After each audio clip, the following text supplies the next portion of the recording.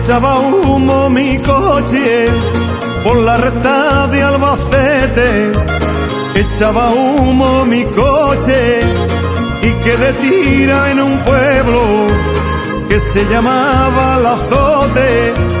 Durante aquel tiempo incierto me contaba un abuelote que las albaceteñas tienen algo especial en su cara risueña, en su dulce mirar.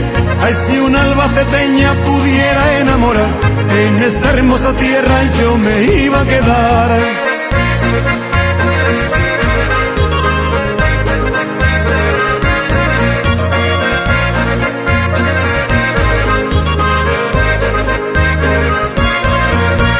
¿A dónde puedo ir yo sin coche y sin dinero? ¿A dónde puedo ir yo? Me quedo de jornalero y a ver si encuentro un amor, buscando novia y currelo en pueblos de alrededor.